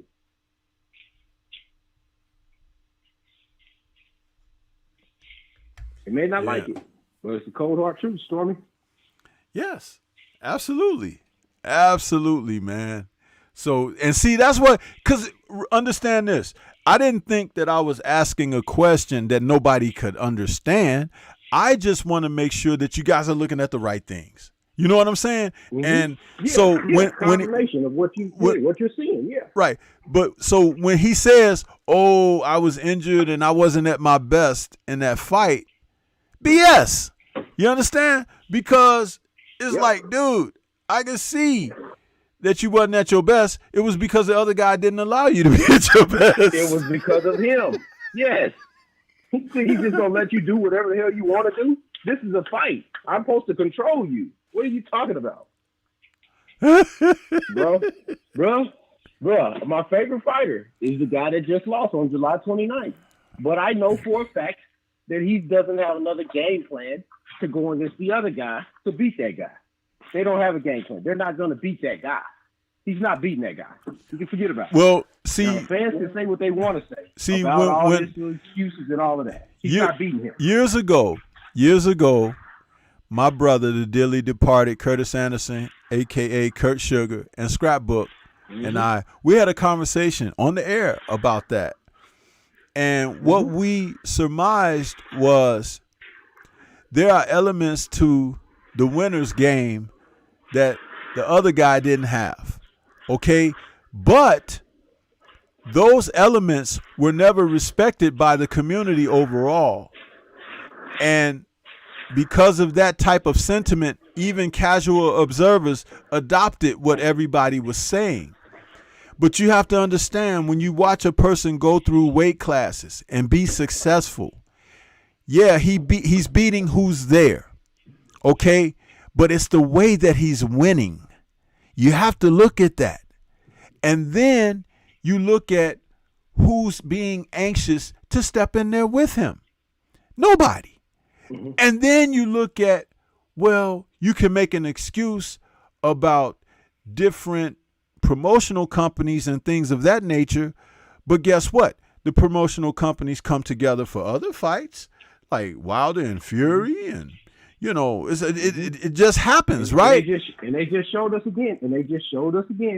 Yeah, they kept that other guy out of the fight because they know what that other guy is. But see, I know what that other guy is. But this is what it really came down to. All of the belts, with the exception of one, were on one side. And they had a roster of guys that they can fight for a duration. Not forever, but for a duration. They did. And have those matches against one another and not invite anybody else to the party. But it came down to a situation that if someone wants to become undisputed, you have to be able to. They made the decision to do this. They made the decision. Now they still weren't trying to do it. They still were not trying to do it. They put that boy on. They put that other boy on pay-per-view, that light-skinned boy from Florida. Yep. Against Barrios, and tried to sell that. And I told people after that fight, I said they about to try to make him fight him. Yep. That's what they about to try to do, and they tried to. And the man said no. Right. He wanted to be undisputed, and he went to the fight that we wanted. I congratulate him for that. I respect him as a man for always doing that. Yeah. You know what I mean? But at the end of the day, his management knew something that he didn't know.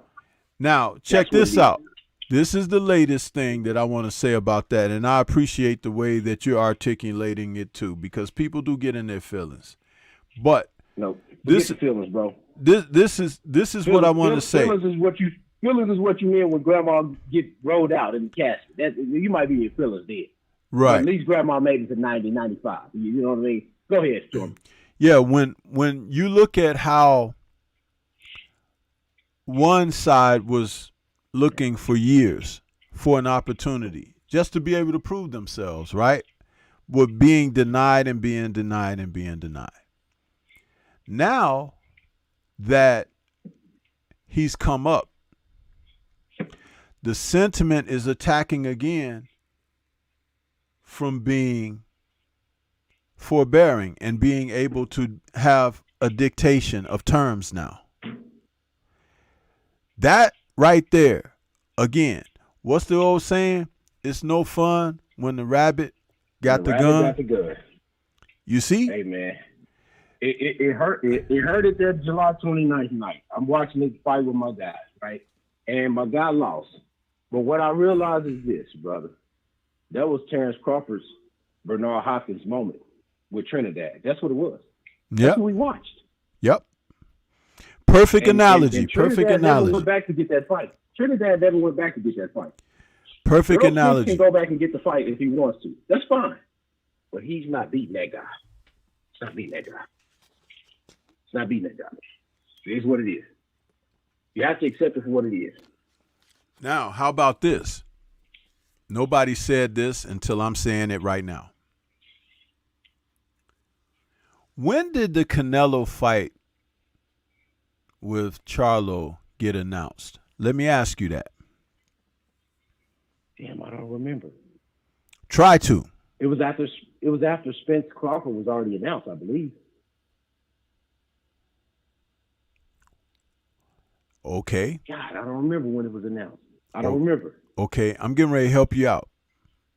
I'm going to help you out. Check this out.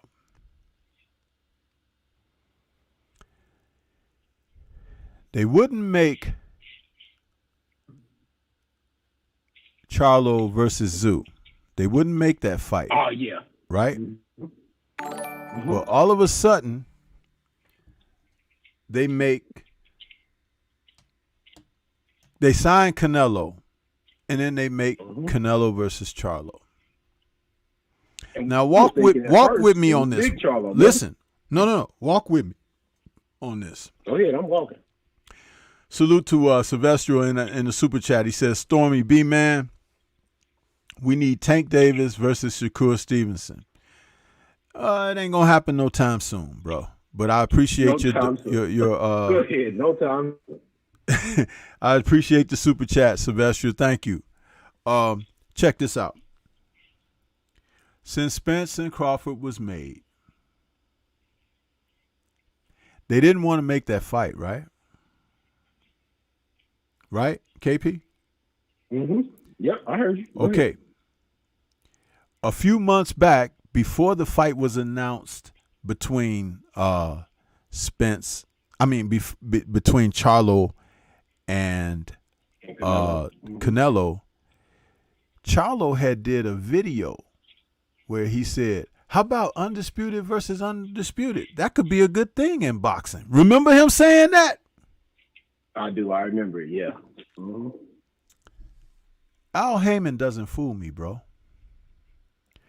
They didn't want Bud to fight Spence.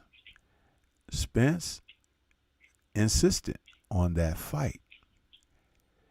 In the event that Spence loses to Bud, you can't ask for Charlo next. You can't ask for Charlo next if Charlo's occupied with Canelo. Canelo was never going to fight Maul first. Never. Never. Mm-mm. If you go back to what Mel said on his interview, well, not interview, that was, he had uploaded a video and he was sitting outside his house or something talking. When he said, how about undisputed by undisputed? You know, that'll be a good thing in boxing. Why don't somebody make that fight? And then shortly after that, the news came down the pipeline. So Bud defeats this guy, is looking already before the fight at the next guy. In the stand. Mm-hmm. Looking at the guy, staring at the guy. They took the guy off the table by making this fight. Do you see what I'm going? Oh, yeah. Mm-hmm. Kept him out the way. Now, it's still the same game of keep away that was being played when all of the welterweight titles, with the exception of one, was on PBC. Earl had one. Danny had one.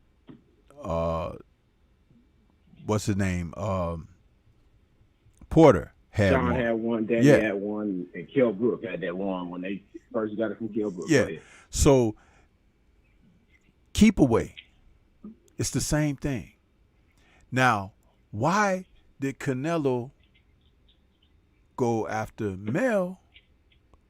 They're trying to tell you that Maul is not fit to fight or whatever at this time or whatever. But Maul was trained by Ronnie Shields.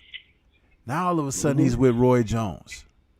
We've seen what Roy Jones' training has done for top-notch fighters. Nothing. So if Canelo is successful against Mel, Maul is the next man up.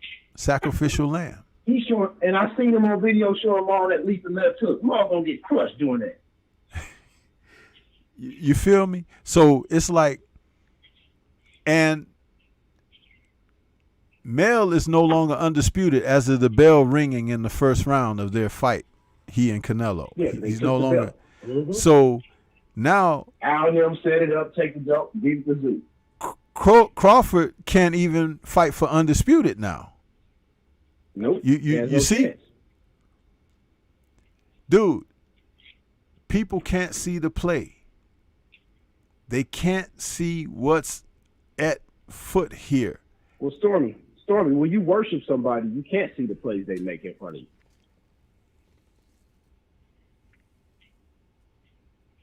You can't see it. It's no different than Stormy. It's no different than watching somebody that's let's just say profess Catholicism and they know the priest is dirty. You know what I mean? Right. It's the same thing. It's no different. Right.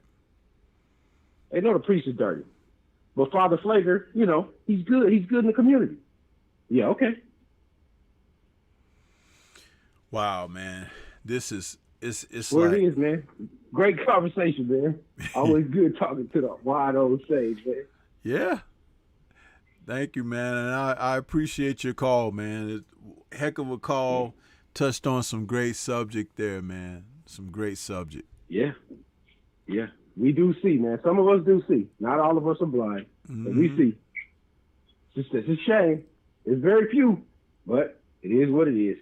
Thanks to say, man, you have a great day. Have a great weekend, man. Have a great week, man. All right, you do the same, brother. I appreciate you, man. Take it easy. All right, brother. All right, peace.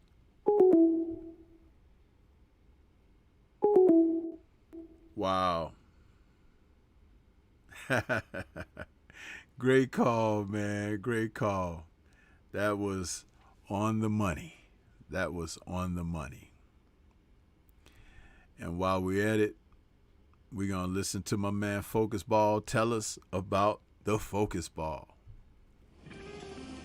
Get ready to take your striking game to the next level with the Focus Ball.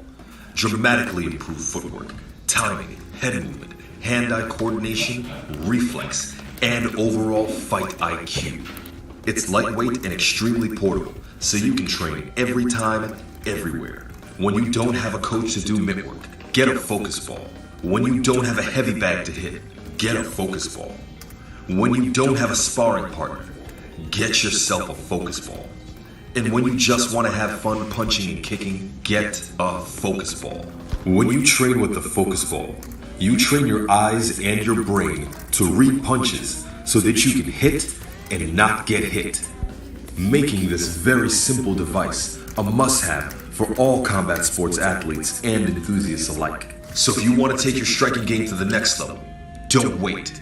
Get the Focus Ball now.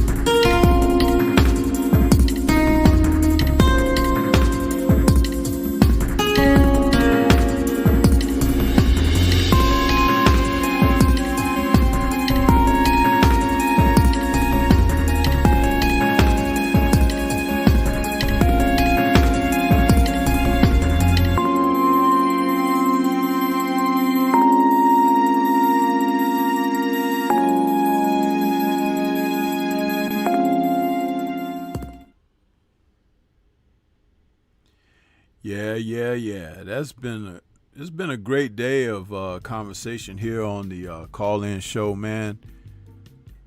Great calls. We've had some really interesting subjects covered, and that's why I say once the calls start coming in, it opens things up in order to have a conversation, and that's what it's all about. At the end of the day, I want to say salute to Ferris, who subscribed to the channel. He was asking about if we talked about Zepeda. We did that earlier in the show, and then also, Ferris, I did a post-fight show last night where I talked about the fight as well. So that was covered. And though you may have missed it, you can go back and catch the replay, So that's always on the table for you. But I'm going to get ready to get on up out of here. It's been another wonderful show. Answering the Bell with Stormybman, our Sunday morning call in. I want to say thank you to everyone that contributed, the comments, the super chats, and the subscriptions. We appreciate it all, But we're going to get on up out of here. Shout out to the mighty LDBC. You guys enjoy the rest of your Sunday, and we'll catch you next week.